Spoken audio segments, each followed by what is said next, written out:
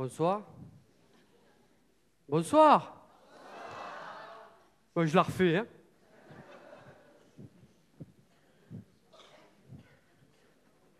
Bonsoir. Bonsoir, bonsoir. Je sais pourquoi vous êtes venus. Vous êtes venus pour profiter du... Il y en a 3 qui suivent. Vous êtes venus pour profiter du... Bien. Et pour oublier tous vos... Et ce soir, vous allez avoir envie de... Non. Non. Non. Niqué, mais ça va pas, non? Tu feras ça chez toi après si tu veux, mais pas là, pas ici, pas maintenant, non. Non, non, on va jouer, on va rigoler. Allez, on joue? Allez, on joue. Amstram, dram, biquet, biquet, bonnet, dan, bourré, bourré, ratatam, Amstram, dram. Ton prénom, c'est Joël. Eh bien, Joël, c'est toi qui vas morfler. Ah, tu sais, il y a des histoires qui plaisent et des histoires qui plaisent pas. Moi, personnellement, je préfère les histoires vraies, les histoires d'hier et d'aujourd'hui. Et regarde Brigitte Bardot, avant c'était un mythe, aujourd'hui c'est une mythe. Oui, je suis con. Des fois, je suis trop con. Je suis con. Mon grand-père disait toujours, tiens, con, surtout, reste-le. La majorité a toujours raison.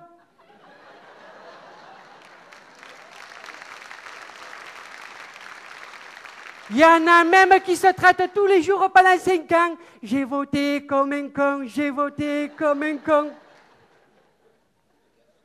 Mon grand-père m'a bien expliqué que tous les cons peuvent réussir, surtout ceux qui représentent la majorité. Il paraît qu'ils se réunissent tous les mercredis dans une arène, à Paris, tels des toréadors prêts à te saigner. Sauf que eux, ils te prennent ni les oreilles ni la queue, non. Ils te prennent du pourcentage. C'est pire. Ils ont tous... Tu vas voir comme je suis con. Tu vas voir, hein? Ils ont tous attrapé le syndrome du Raffarin et Sarko. Oui. Joël, tu sais ce que c'est une insomnie? Oui. Tu sais ce que c'est la sodomie? Ouais. Eh bien maintenant, il y a la sarcodomie. La sarcodomie, c'est à force de te faire niquer la journée, t'arrives plus à dormir la nuit.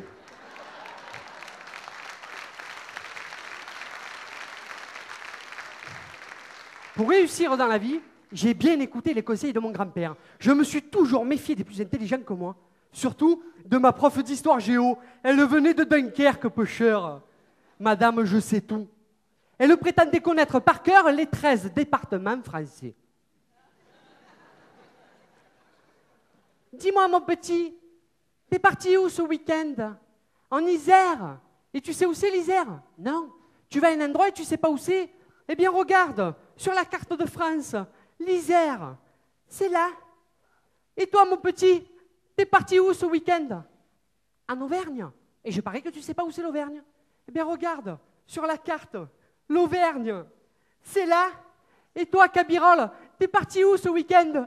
Eh bien, moi, madame, ce week-end, je suis parti en Cagagne. Allez, vas-y, vais, cherche.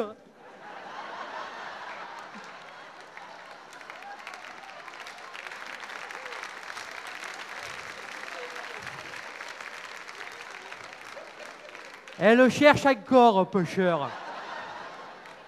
Vexée, elle a fait passer le mot à tous les profs de l'école. Ils voulaient tous prouver que j'étais pas con, surtout à mon prof de maths. Il vient vers moi et il me dit « Kaby, je te pose des questions et tu réponds le plus vite possible. Si je te dis 90 ou 60, 90, ça fait ?» 90, 60, 90... Eh ben monsieur, ça fait rêver toutes les femmes. Surtout Joël. Mais non, réfléchis, ça fait 240. Oh putain, Maïté! Kaby, un rectangle, c'est quoi? Eh bien, monsieur, un rectangle, c'est un poisson. Je dis pas n'importe quoi. J'ai dit, ouais, d'accord, mais en tout cas, c'est ça qui nous donne à bouffer tous les jours à la cantine. Et madame, je sais tout, la prof d'histoire géo, on a perdu son latin. Et pour une prof d'histoire géo, perdre son latin, tu crois que c'est rien. Mais à son tour, elle me disait n'importe quoi. Attention, Gabi, attention. Louis-Philippe disait, à force de te mettre à genoux devant la guillotine, ne sois pas surpris un jour de perdre la tête. Et ton lifting avec. Et puis un lifting, tu sais ce que c'est? Je la regarde et je lui dis oui, un sport de vieille. Et madame, en parlant de vieille, la boulangerie de mon quartier, ça fait 200 ans qu'elle est là. Eh bien la boulangère, t'as l'impression qu'elle était là avant et qu'ils ont construit les murs autour. Plus elle vieillit, moins elle meurt.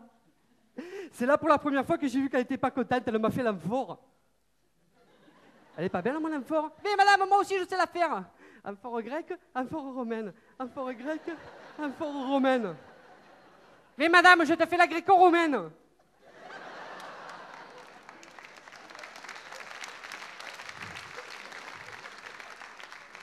La tactique du grand-père fonctionnait. J'étais devenu le plus con de l'école.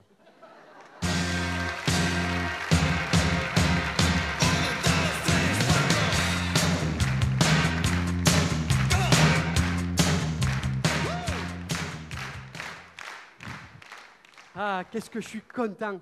Je suis content. Je suis content d'être ici. Je suis content d'être avec vous. Et je suis content parce que j'ai enfin réussi à me débarrasser de ma BM. Ma BM, c'est ma belle-mère. C'est pas 16 soupapes qu'elle a, c'est 16 vies. Tiens, l'autre jour dans le quartier, elle s'est faite poursuivre par un pitbull. Eh bien, 200 mètres plus loin, on a retrouvé le pitbull en haut d'un arbre avec ma belle-mère en dessous qui lui disait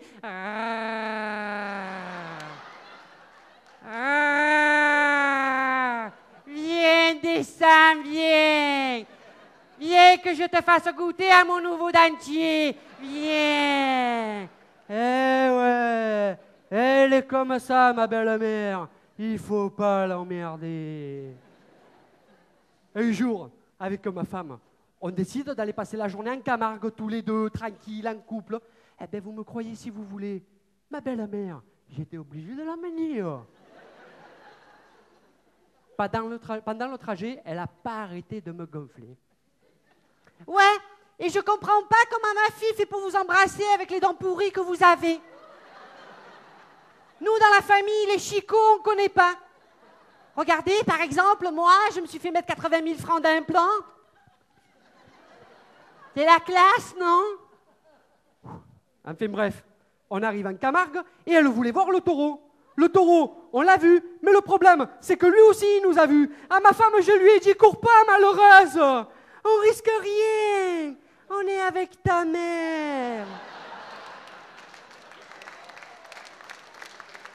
10 minutes plus tard, on a retrouvé le taureau ligoté, les 4 fers en l'air, avec ma belle-mère, les mains sur le hanche, un pied sur son ventre, en train de lui dire « Tiens, tiens, vilain, tiens. Et là, tu la sens, ma prothèse en titane, hein? Vilain. Eh ouais, elle est comme ça, ma belle-mère. Il faut pas l'emmerder. » Pendant le trajet retour, elle a continué à me prendre la tête. Et mesdames par-ci, mesdames par-là, c'est là que j'ai eu la plus belle idée de toute ma vie. Lui faire fermer sa grande bouche à 12 196 € sans que ça me retombe sur le dos. Je la regarde dans le rétro et je lui fais « Oh, belle-mère! Oh, belle-mère! La ceinture est obligatoire à l'arrière, mettez-la! » Non! Belle-mère, mettez la ceinture! Non! Ça abîme les prothèses mammaires que m'a mis le docteur Noël de Paris. Noël, ma mère? Voilà, belle-mère, mettez la ceinture. Je t'ai dit non, petit con. J'étais à 80 km/h et je devais m'arrêter un stop. À 10 mètres du panneau, à pieds joints, je me suis jeté sur la pédale de frein. Eh bien, ma belle-mère, elle, pour une fois, je suis sûr qu'elle m'a donné raison. La ceinture à l'arrière, il faut la mettre. Quand je l'ai vue partir dans le rétro, elle les avait encore, ces dents de merde, là. C'est quand la voiture, elle a marqué l'arrêt, qu'elle est repartie en arrière, que j'ai vu qu'il lui en restait juste une, là, devant. Et hop, elle a lâché l'embrayage et petit coup de frein. Pouf. Enfin, viens, il reste plus rien. Oh, belle-mère, ça va? La prochaine fois, les dents, c'est comme la prothèse. Je les prendrai en titane.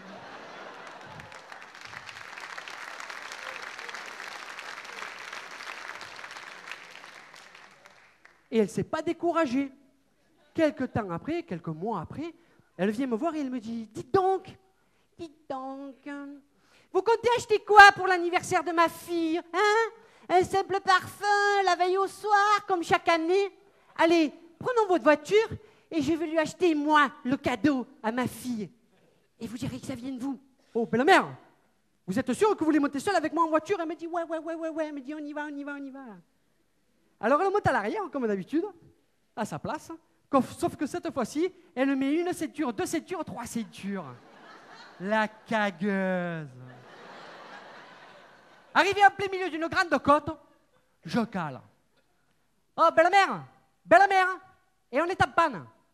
Et alors, il faut pousser. Alors au début, je la voyais dans le rétro.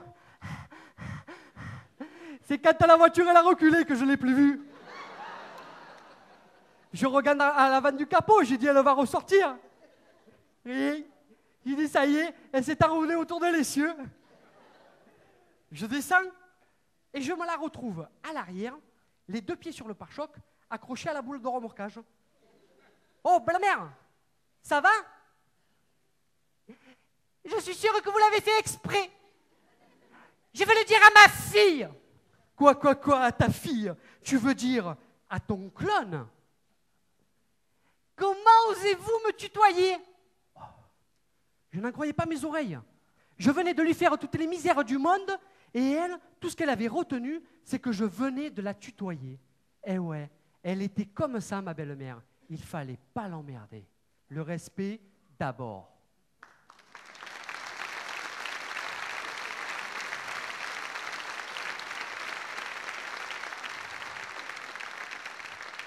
Au fait, je vous ai pas dit comment j'ai fait pour me débarrasser de ma BM. Eh bien, c'est là que j'ai eu l'idée la plus conne de toute ma vie. Pour me débarrasser de ma BM. Et j'ai quitté ma femme.